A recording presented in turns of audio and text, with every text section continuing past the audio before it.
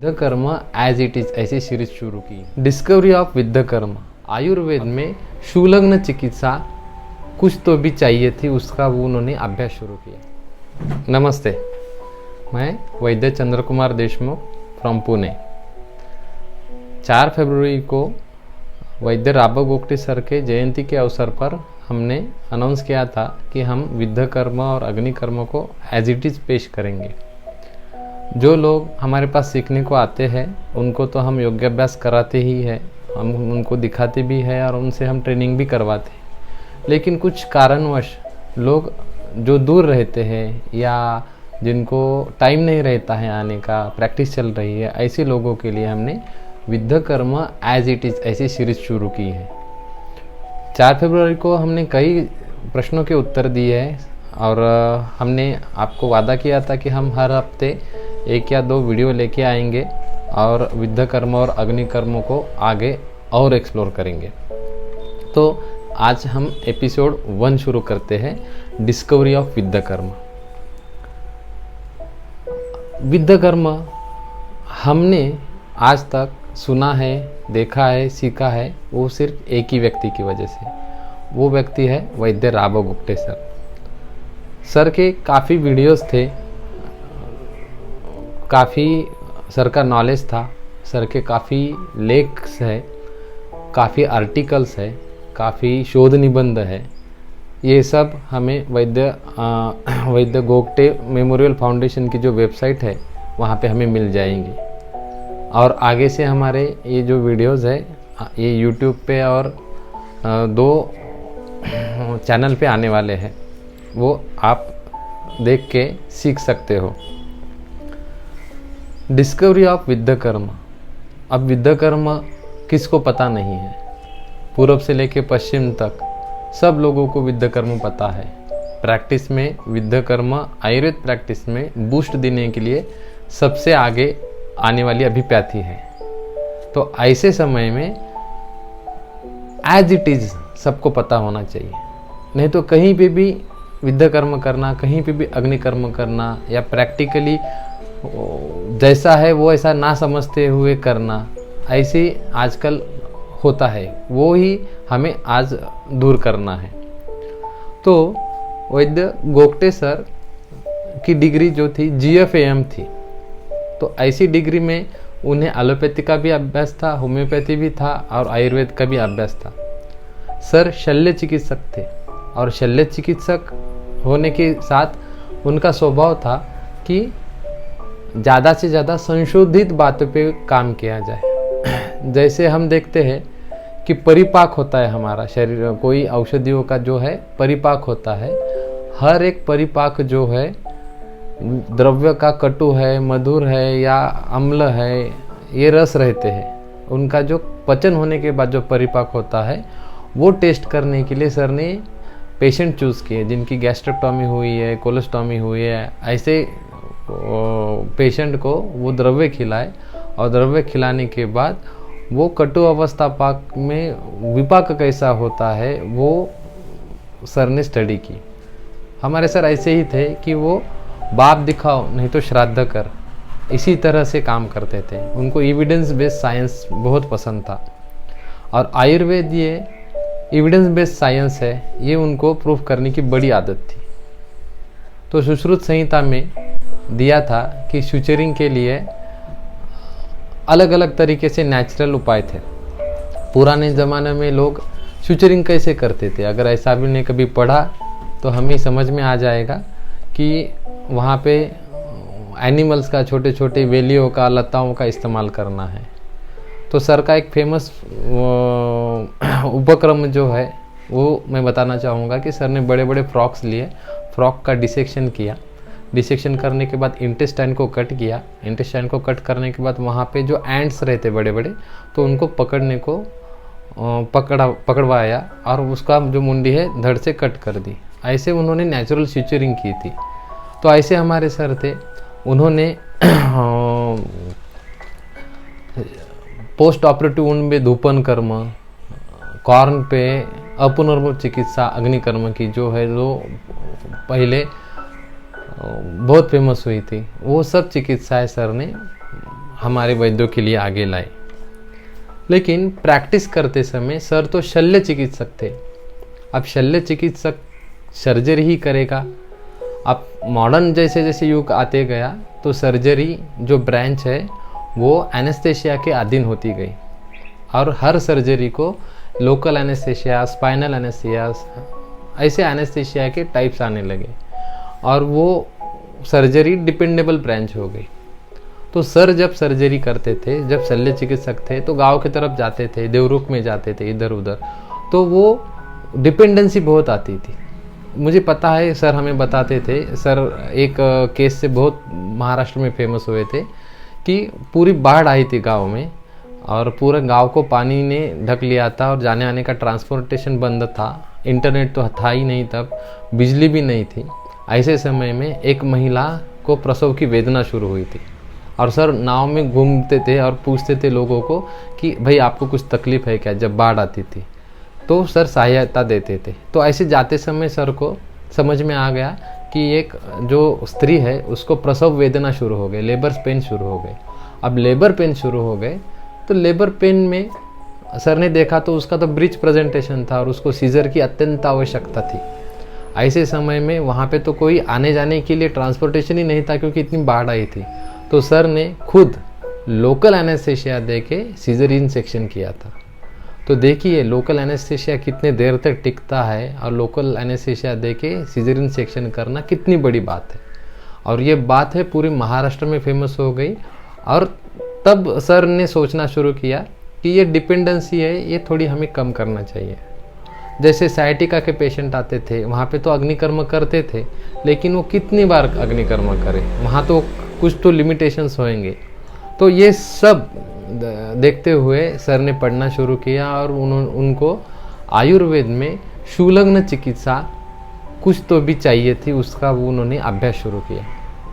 ये अभ्यास शुरू करते समय रक्त मोक्षण, अग्निकर्म, लेप चिकित्सा, स्वेदन चिकित्सा, ग्रंथ में आए हुए शूल प्रशमन गण, ये सब सर ने पढ़ना शुरू किया था। पढ़ते समय सबसे ज़्यादा वेदना जो है रक्त के निगड़ित हमें देखने को मिलती थी। जैसे सुश्रुत संहिता में कहा था कि वेदना का जो क्रम है, वेदना उपशम का क्रम है। अगर वेदना हो रही तो स्नेहन है, स्वेदन है, उसके बाद बंधन आया है, मर्दन आया है, और इससे नहीं ठीक हो रहा है तो विस्त्रावन आया है, और उसके बाद में अग्निकर्म, ऐसी चिकित्सा आई है। तो पढ़ते पढ़ते समय सर ने ये चिकित्साएं शुरू करते गए। तो शूल प्रशमन गण यूज़ करके देखा, स्नेहन करके देखा, तो हर एक व्याधि चिकित्सा के लिमिटेशंस थे। तो लेकिन रक्तमोक्षण जब करने लगे तो रक्तमोक्षण से काफ़ी अच्छी तरह से रिजल्ट आने लगे। अब रिजल्ट आने लगे, ग्रंथ में दिया था, चैप्टर दिया था सुश्रुत शारीस्थान 8वें अध्याय में, तो वो शुरू हो रही थी चिकित्सा। लेकिन छोटे छोटे जो पेन है, अर्थराइटिस है, उन्होंने कितनी बार रक्तमोक्षण करें या कितनी बार हम लेपन करें या स्वेदन करें, इसके लिमिटेशन आ रहे थे और सेटिस्फैक्शन नहीं मिल रहा था। तभी से विद्याकर्म की उत्पत्ति हुई। हम ग्रंथ में रेफरेंस देखेंगे विद्याकर्म के या सुई लगा के वेदना शमन के, तो कहीं जगह पे हमें वो रेफरेंस मिलते हैं। जैसे मैंने उस दिन बताया कि चरक के अर्श चिकित्सा में भी आया है कि वहाँ पे अर्श अगर रक्तज है, रक्त पित्तज है, और वो ज़्यादा से ज़्यादा वेदना दे रहे हैं, तो वहाँ पे चिकित्सा सूत्र में ही दिया है कि सुई से, सूची से पुनः पुनः वेदन करना है वहाँ पे। तो ये भी सर ने रेफरेंस पढ़ लिया। उसके बाद अगर वात रक्त की चिकित्सा चरक में पढ़ेंगे तो वहाँ पे भी आया था कि सूची से वहाँ पे वेदन कर्म करना है। तो ये सब करते समय एक्यूपंक्चर भी था, क्योंकि एक शास्त्र पे रुकना नहीं था, सब शास्त्र पढ़ने की आदत ग्रंथ ने बताई है। तो सारे मिला के विद्याकर्म का उदय हुआ है। अब ये करते समय सर जो थे, सर ने शुरुआत की कि विद्याकर्म के मॉडर्न में किए जाने वाले रेफरेंस निकालना शुरू किया, या विद्याकर्म हम किसे कहेंगे, ऐसा रेफरेंस देखना शुरू किया। सर हमेशा कहते थे कि असाइटिस है, किसी को पेट में पानी भर गया है तो वो पानी निकाला जाता है, उसको टैपिंग कहते हैं, वो भी हमारे विद्याकर्म में आता है।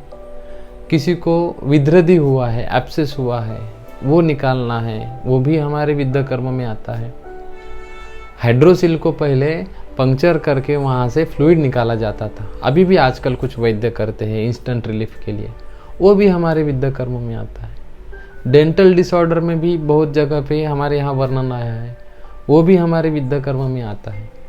तो ये जो विद्या कर्म के रेफरेंसेस निकालना शुरू हो गया, और ये सारे रेफरेंस सर ने, ये सर का जो बुक है विद्या कर्म अग्नि कर्म का, उसमें सर ने लिखित किए हैं। तो ये जो है चिकित्सा वहाँ से उदय हो गई, डिस्कवरी ऑफ विद्या कर्म हम कहेंगे, क्योंकि एनेस्थेशिया वहाँ पे मिल नहीं रहा था। शूल प्रशमन चिकित्सा के लिए पेन किलर जैसे या स्टीरॉयड जैसे औषधियों का उदय हो चुका था, और उसके दुष्परिणाम बहुत जल्द दिखने शुरू हुए थे। तो ऐसे समय में विद्या चिकित्सा का उदय हो चुका। अग्निकर्म चिकित्सा तो सर करते ही थे। अग्निकर्म चिकित्सा अपुनर्भव है, ये देखने के लिए सर ने जो 5-6 साल में अग्निकर्म के पेशेंट थे उनको लेटर भिजवाए, और लेटर भिजवा के उनसे रिप्लाई मांगा कि हमने आपको इतनी बार अग्निकर्म किया था, तो इसको आप कितना फ़र्क है। 5 साल बाद लोगों ने लेटर भेजे और उन्होंने कहा कि उनको 80% रिजल्ट आया है। तो ये सब सर करते थे। सुश्रुत संहिता पढ़ते समय आपने कभी देखा होगा कि सुश्रुत ने रक्त को चौथा दोष ही माना है। सुश्रुत को रक्त विस्त्रावन ज़्यादा पता था, रक्त निकालना ज़्यादा पता था। अब रक्त निकालना ज़्यादा पता है, तो अगर रक्त कम हो रहा है तो सुश्रुत ने कभी कहा नहीं कि रक्त पीना चाहिए या रक्त पान करना चाहिए। उसने तो कहा कि अगर आमाशय में रक्त संचित हो रहा है तो वमन के द्वारा निकाल लेना चाहिए, या पक्वाशय में रक्त संचित हो रही है तो विरेचन के द्वारा निकलना चाहिए। सुश्रुत ने इतना कहा है क्योंकि उसको दोष मानता था सुश्रुत। मॉडर्न में भी यही देखा जाता है कि अगर स्टमक में ब्लीडिंग है तो वो स्टमक वॉश किया जाता है, अगर इंटेस्टाइन में है तो कोलोन वॉश किया जाता है। तो ये जो साधारण में मिलते गए सर को, सर तो सर्जन थे ना, तो ऐसे समय में रक्तों को दोष मान के रक्त विस्रावन की चिकित्सा करना शुरू हो गई। अब करते समय जब व्याधि रहती थी तो सर का ये स्वभाव था कि ग्रंथों को पकड़ के चले, ग्रंथों को छोड़ना नहीं चाहिए, ग्रंथ में जो रेफरेंस दिए वो पकड़ के जाना चाहिए। पढ़ते समय रक्त मोक्षण के लिए जो इंस्ट्रूमेंट थे, जैसे स्काल्प पेन है या नीडल है, कभी कभी सिरिंज से भी निकालते थे लोग। तो ऐसे करते समय वहाँ पे कुछ ऐसे स्थान आए हैं जहाँ पे रक्त मोक्षण करने की संभावनाएं बहुत कम थी।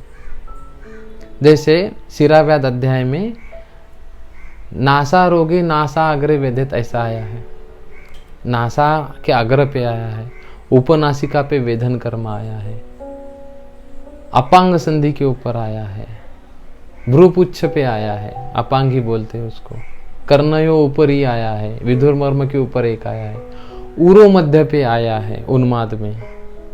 ऐसे सब रेफरेंस करते समय वहाँ पे अगर ब्लड वेसल दिख रही है तो सीधा ब्लड रक्त मोक्षण करना संभव है, रक्त मोक्षण तो हो जाएगा।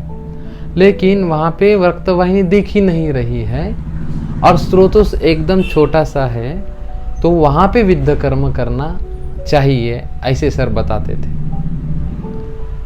अब वहाँ पे विद्या कर्म करते समय जैसे रक्त मोक्षण में दिया है कि 64 तोड़े रक्त आना चाहिए ज़्यादा से ज़्यादा, ऐसा कहाँ है, उसके आगे की मात्रा हमें नहीं आना चाहिए, कम से कम मात्रा ऐसे कहीं पे वर्णन नहीं है। हाँ, दुर्वेद्य जो बताया है सीरा, वहाँ पे कहा है कि अव्यक्तम असुरजम स्त्रवेत, अव्यक्त है। अब रक्तों को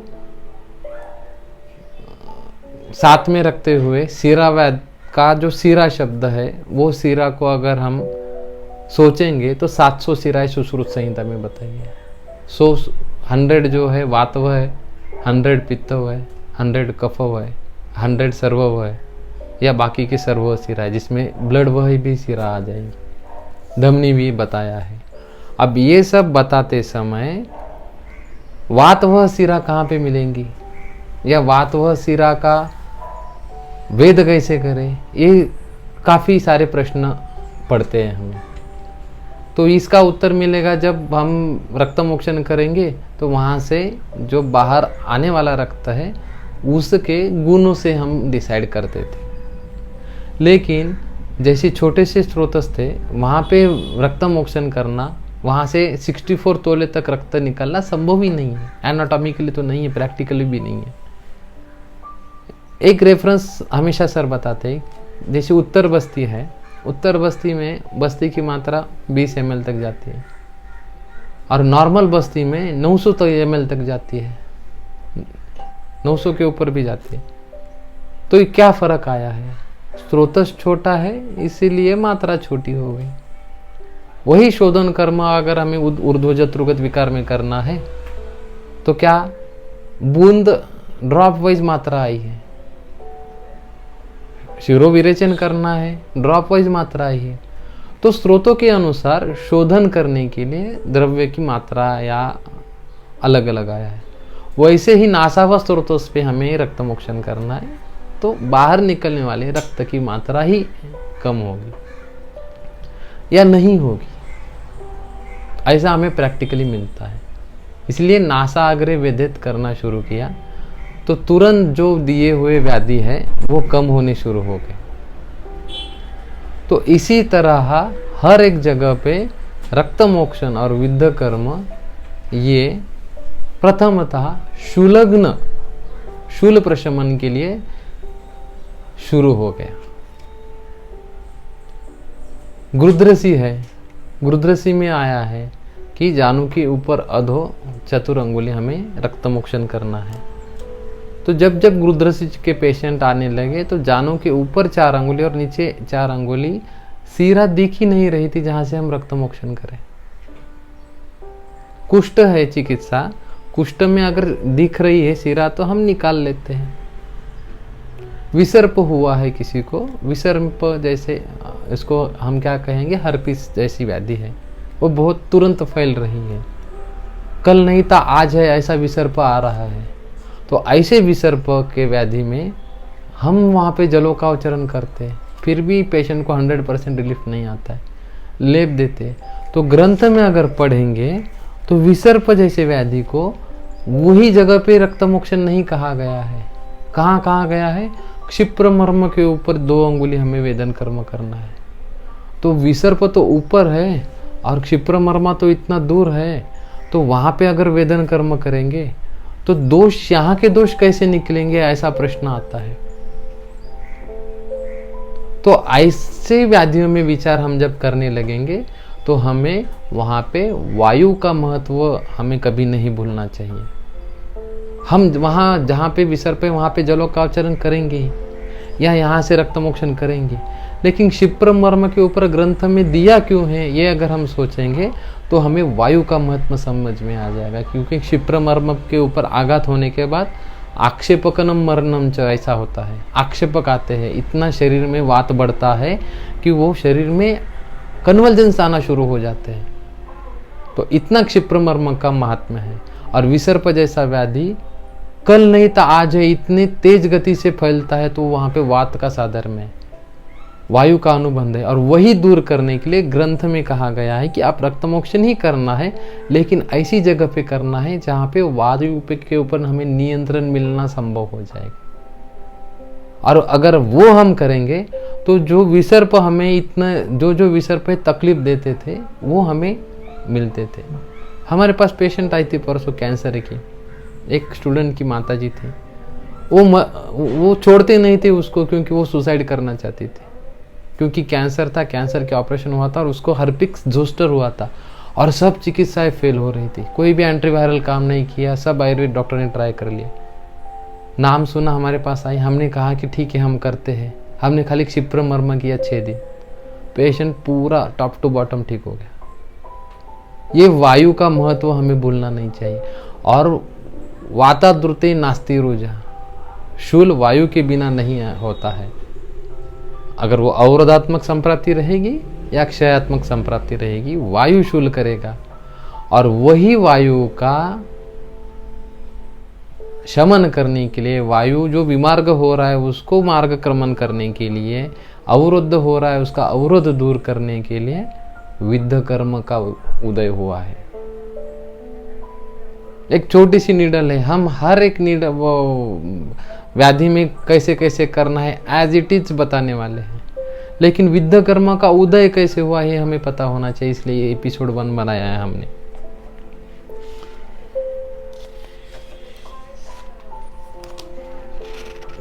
कुछ लोग कहते हैं ये एक्यूपंक्चर से आया है, जैसे विद्ध से त्रासन होगा और वायु की चिकित्सा में त्रासन दिया है, वेस्टर्नम त्रासनम से को ऐसा आया है, तो त्रासन की वजह से वो थोड़ी देर के लिए पेन मैनेजमेंट लगता है, ऐसा नहीं है। कुछ लोगों का कहना है कि ये एक्यूपंक्चर जैसी है, तो मैं कहना चाहूँगा हमारा ग्रंथ जो है 3000 साल पुराने हैं, तो वहाँ पे सूची का वेदन दिया है, तो ये एक्यूपंक्चर से ये नहीं आया है, इसका इस्तेमाल एक्यूपंक्चर में हुआ है, ऐसा मैं कहूँगा। आयुर्वेद को किसी से ऐसा डेरिवेट करने की जरूरत नहीं पड़ी है, विद्ध कर्म भी आयुर्वेद का ही शास्त्र है, आयुर्वेद से ही आया है, रेफरेंस मैंने बताए हैं। ग्रंथों को भय रहता है, विस्तार भय, कभी ग्रंथ डिटेल में बताता नहीं है, ग्रंथ सूत्रों में बताता है, शब्दों में बताता है, और कहा है कि ये मैं अल्प बुद्धि के लिए बता रहा हूँ, अपनी अपनी बुद्धि लगा के आगे कर्म करते रहना है। तो मॉडर्न साइंस आयुर्वेद में सुलग्न चिकित्सा का अभाव, आयुर्वेद में instant disease management, instant pain management की कमतरता, ये तो कभी ना कभी दूर होनी चाहिए और होने ही वाली थी, और ये हमें आज विद्ध कर्म के रूप में, अग्नि कर्म के रूप में हमें मिलती है। ये श्रेय भाव नहीं है किसी ने ढूंढा है, किसी ने किया है, नहीं, लेकिन हमें पता होना चाहिए कि विद्ध कर्म आया कहाँ से है, विद्ध मीन्स क्या है। तो इसीलिए हमारी ये सीरीज है, ये हम देखेंगे। अग्नि कर्म तो सबको पता है, तो विद्ध कर्म कहाँ करे और अग्नि कर्म कहाँ करे, तो सिंपल है, जहाँ पे उष्ण भाव है, उष्ण गुण ज्यादा मिल रहे हैं, रक्त दोष ज्यादा मिल रहा है, सीधा रक्त मोक्षण या विद्ध कर्म रहेगा। जहाँ पे शीत भाव ज्यादा से है, शीत संप्राप्ति है, कफ वात संप्राप्ति, वहाँ पे अग्नि कर्म आएगा। रेफरेंस भी दिए है सर ने बुक में कि कहाँ कहाँ पे हमें करना है।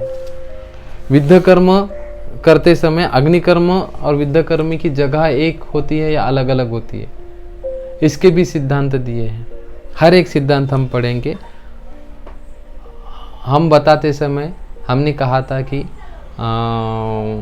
जो हम वार्षिक कार्यक्रम लेते हैं सर के पुण्यतिथि के ऊपर, सबको पारितोषिक रहता है, वो हम सैटरडे के लेक्चर में हम करने वाले हैं। हम सब अंगुली प्रमाण, विद्ध कर्म के लिए इंस्ट्रूमेंट, विद्ध कर्म के लिए नीडल का प्रमाण, ये सारी बातें हम आगे देखते जाएंगे। एक ग्रंथ का विस्तार भय रहता है, ग्रंथ ज़्यादा विस्तार नहीं करता है, इसीलिए जो छोटी छोटी बातें ग्रंथ में दी है वो हमें अगर विस्तार से चाहिए तो हमें बाकी शास्त्रों का भी इस्तेमाल करना पड़ता है। चाइनीज जो मेडिसिन है उसमें एक्यूपंक्चर और मॉक्सिबेशन का उल्लेख आता है, और वो भी कई साल पुराना है। हमारा आयुर्वेद शास्त्र भी बहुत साल पुराना है। तो हमारे यहाँ पे जो शाब्दिक वर्णन रहते थे या सूत्र में वर्णन रहते थे, वही वर्णन का इस्तेमाल करके सर ने पढ़ाई शुरू की। भारत में उसी समय में ब्रिटिश आए थे, और ब्रिटिश आने के बाद एलोपैथी की जो संस्कृति है या एलोपैथी मेडिसिन है उसको बहुत चालना मिली। मैकॉलेन में आयुर्वेद या हमारे भारतीय शास्त्र पे आघात करना शुरू किया, और हमारे लोगों को हमारी संस्कृति से दूर करना शुरू किया। उसमें आयुर्वेद भी दूर होता गया। पहले लोग दिनचर्या से रात्रिचर्या तक सब लोग इस्तेमाल करते थे, फॉलो करते थे आयुर्वेद को। लेकिन ब्रिटिश संस्कृति आई, इंस्टेंट दिखाना शुरू हो गया और बहुत ज़्यादा साइड इफ़ेक्ट होने के बावजूद भी आज का दिन निकालने के लिए लोगों ने ये संस्कृति अपनाई। लेकिन स्टडी करते समय चाइनीज मेडिसिन में इसका उदय चलते गया और वहाँ पे एक्यूपंक्चर और मॉक्सिबेशन जैसी चिकित्साएं मुख्य प्रवाह में आने लगी और हमारे भारत में आयुर्वेद ही मुख्य प्रभाव से दूर होता गया और जो विद्यकर्म और अग्निकर्म जैसी चिकित्साएं ग्रंथ में दी है वो तो प्रवाह से कब की बाहर चली गई। इतनी अच्छी तरह से हम प्रैक्टिस कर सकते हैं ये ग्रंथ में जो दिया था या ग्रंथ में अलग अलग तरीके से, जब तक मार्केट नहीं होता था तब लोगों का विश्वास नहीं बैठता था। अब योग इतना बड़ा है, योग है आयुर्वेद का एक अंग है। अब योग को इतना मानते हैं लोग, आयुर्वेद से ज़्यादा मानने लगे हैं। लेकिन आयुर्वेद का अंग है वो योग। आयुर्वेद के बाकी बहुत सारे काय, बाल, ग्रह, ऊर्ध्वांग, शल्य, दंष्ट, जरा, वृषण, अष्टांग आयुर्वेद है।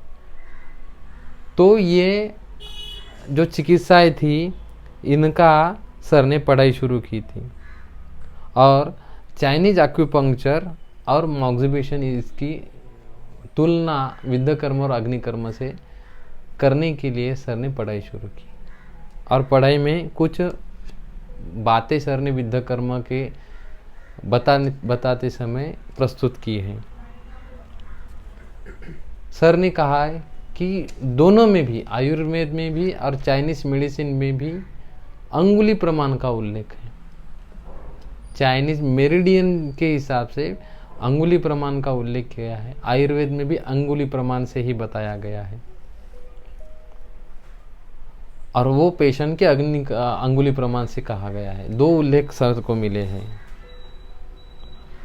जो समांतर बिंदु है, पैरेलल है या लैटरल, जो एक्यूपंक्चर के पॉइंट आए हैं समांतर, आयुर्वेद में भी पार्श्वतः और समांतर ऐसा वर्णन आया है। ये दोनों सर को पॉइंट मिला है सेम। आयुर्वेद में जो आवृत्त, मार्गावरोधजन्य, द्रव संचिति, पूय संचिति, मूत्र वृद्धि, दकोदर, विद्रद्री में पूय संचिति, दूषित रक्त संचिति, दूषित रक्तजन्य व्याधि, शोणित वर्णनीय अध्याय, ऐसी अवस्थाओं में विद्यकर्म का वर्णन आया है। चाइनीज भी इसी अवस्थाओं का कुछ कुछ प्रमाण में विचार करते हैं।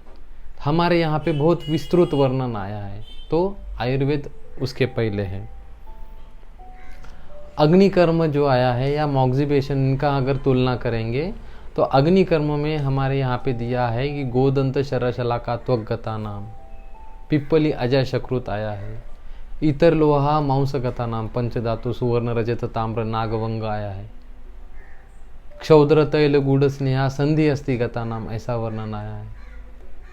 मॉक्सिबेशन के लिए भी द्रव्य का इस्तेमाल किया गया है। वहाँ पे भी चाइनीज एक्यूपंक्चर में अग्निकर्म लोह शलाका से वहाँ पे कॉटरी का वर्णन आया है। तो ये भी हमें दोनों में बात साम्य सर को समझ में आई। अर्बुद जो है, किसी को अर्बुद हुआ है, कैंसर हुआ है या अर्बुद हम कहेंगे, अर्बुद होने के बाद उसकी चिकित्सा हो गई और वो अर्बुद फिर से ना हो, इसीलिए अग्निकर्म का उल्लेख आयुर्वेद में है। ऐसे अपुनर्भव चिकित्सा का उल्लेख चाइनीज मेडिसिन में नहीं है। यहाँ पे हमारा आयुर्वेद और श्रेष्ठ है। जो अग्निकर्म और विद्यकर्म के स्थान है, एक्यूपंक्चर या मॉक्सिबेशन के स्थान है, काफी स्थान साम्य दिखते हैं हमें। तो वहाँ पे जो उदय हुआ है ये शास्त्र का, और हमारे यहाँ पे जो उदय नहीं हुआ था, ये हमें कहीं मिसमैच लगता है।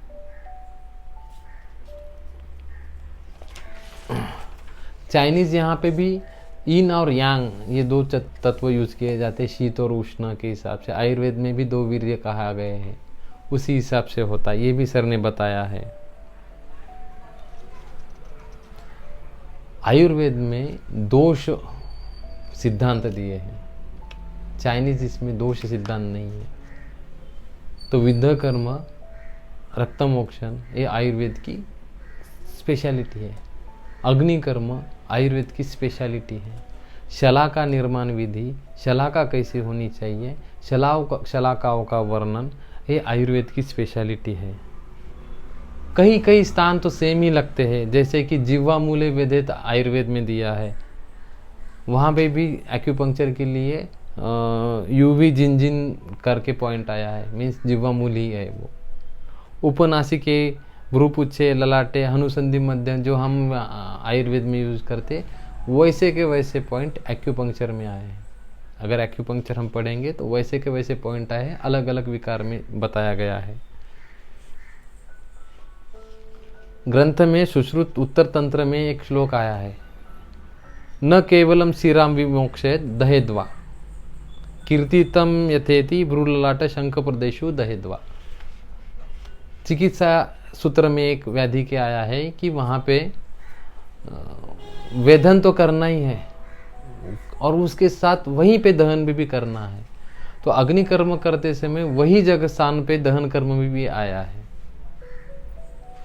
तो ये जो स्थान है अलग अलग तरीके से आयुर्वेद में अलग अलग व्याधियों में समांतर या असमांतर या सेम ऐसे बताए। तो ये सारे स्थानों का अभ्यास अगर हम करते हैं तो विद्ध चिकित्सा हमें समझ में आएगी, विद्ध कैसे काम करता है ये समझ में आएगा। हम हालांकि हर एक वीडियो में बातें बताते जाने वाले हैं कि कैसे कैसे है। सर का एक ही था कि विद्ध कर्म इतना ग्रंथ में वर्णित किया है, लेकिन अभी तक ये उदय नहीं हुआ है इसका, और लोगों तक ये पहुंचा नहीं है, या आयुर्वेद आगे बढ़ाने के लिए इतना समय ले रहा है। तो यही दूर करने के लिए हमारा ये विद्ध कर्म, डिस्कवरी ऑफ विद्ध कर्म जो था, ये टॉपिक है। एक सुश्रुत चिकित्सा स्थान चौथे अध्याय में एक टीका आई है, मैं पढ़ के बताऊंगा कि एतेन चिरकालम निरंतरम क्रियेति दर्शयति। वो टीका थी, स्नेह उपनाह अग्निकर्म बंधन उन्मर्दनानि च स्नायु संधि अस्थि संप्राप्ते कुर्यात वायो अतः तन्निधः। यहाँ पे ये टीका बताते हुए कहा है कि ये जो चिकित्साएं है संधि अस्थि और स्नायु, यहाँ पे जो जो विकार हुए हैं वहाँ पे हम जो चिकित्सा करते हैं वो हमें काफ़ी दिन करनी चाहिए, तुरंत नहीं। तो आयुर्वेद में सहचर्यत्व का महत्व काफ़ी जगह पे आया है। जैसा पित्त का जो सहचर्यत्व है रक्त से है, कफ का जो सहचर्यत्व है वो रस धातु से है, और रस और रक्त ये दो धातु है शरीर में गतिमान रहती है, दूसरे कोई धातु गतिमान नहीं रहते, रस और रक्त ही रहती है। और रस और रक्त की उत्पत्ति एक दूसरे से रहती है, रस से रक्त की उत्पत्ति रहती है। और ये रस और रक्त को दोषों के हिसाब से देखे जाएंगे तो रस में कफ है और रक्त में पित्त है, और इनको गतिमान करने वाला वायु है। इसीलिए इनका व्याधि उत्पादन में प्रथमतः ज़्यादा से ज़्यादा वर्णन आया है। ये रक्त और रस, कफ पित्त ये शिराओं में दौड़ते हैं और उनको लेके जाने वाला वायु रहता है। तो सुश्रुत ने कहा है रस रक्त ये निर्मिति में एक दूसरे के अवलंबन में रहते हैं, दोनों भी गतिमान है, और ये गति जो है वायु से ही मिलती है। पित्त पंगु कफ पंगु हमें पता है वायु से ही मिलती है, और ये वायु की निर्मिति भी हमारे पचन संस्थान से होती है। हमारा श्वसन भी वायु से ही चलता है, हमारा पचन भी वायु से ही चलता है। तो वातवह नाड़ियाँ जो है, वातवह सिरा जो है, सिरा जो 100 सिरा बताइए ना, वातव सिरा, इनका अंतर्भाव भी इसमें आता है। अगर वहाँ पे इनका नियमन बिगड़ गया रस रक्त का तो व्याधियाँ भी आती हैं, शूल भी आता है। तो यही मार्गावस्थ करने के लिए हमें विद्ध कर्म जैसे चिकित्साओं की जरूरत पड़ती है।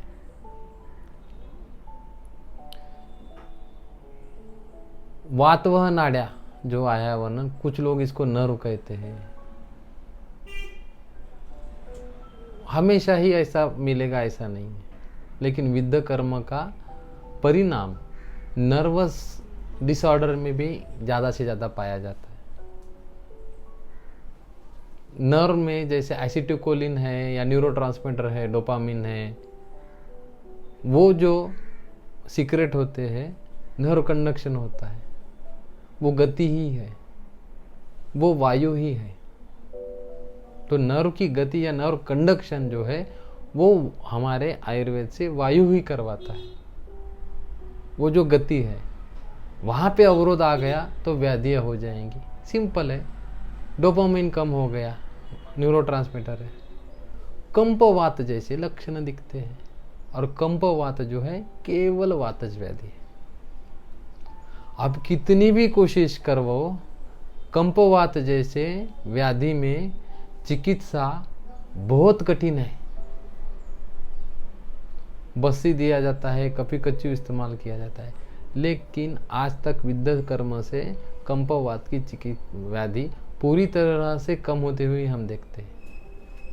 क्योंकि वो नर्वस या न्यूरोट्रांसमीटर या हार्मोनल जो चिकित्साएं है, हम बाहर से हार्मोन देके कितने दिन तक काम करेंगे। अगर वहीं पे हम उसका सिक्रेशन करना शुरू करेंगे तो जो वायु वहाँ से विमर्ग हो रहा है या वायु वहाँ से विचलित हो रहा है या उसका कर्म प्राकृत नहीं हो रहा है, तो वहाँ पे भी हमें विद्ध कर्म काम करते हुए दिखता है। मॉडर्न साइंस में कहा जाता है कि nerve is not regenerate, never regeneration. हम देखते हैं डायबिटिक रेटिनोपैथी है, एट्रोपी है रेटिना की, या सेरेब्रल एट्रोपी है, ये रिवर्स होते हुए कई उदाहरण है आयुर्वेद। विद्ध कर्म में तो बहुत सारे उदाहरण है, प्रैक्टिकल है। एक्यूपंक्चर में भी उदाहरण है। तो किसने किसको सिखाया? एक्यूपंक्चर ने आयुर्वेद को सिखाया या आयुर्वेद ने एक्यूपंक्चर को सिखाया? वो उसी शास्त्र के साइंटिस्ट या वो जो अभ्यासक है उनका विषय है, हमें तो उसमें पढ़ना नहीं। लेकिन विद्ध कर्म चिकित्सा आयुर्वेद में वर्णित है और वो उदाहरण के साथ दी गई है। आगे वाले जो एपिसोड आएंगे उनमें हम अंगुली प्रमाण, शरीर प्रमाण, परिमाण लेते समय अलग अलग तंत्रों का इस्तेमाल कैसे करना है, उसके साथ में विद्ध कर्म अग्नि कर्म करने के पहले योग्याभ्यास कैसे करेंगे, जैसे कि वैसे हम प्रैक्टिकल अगले वीडियो में बताएंगे। धन्यवाद।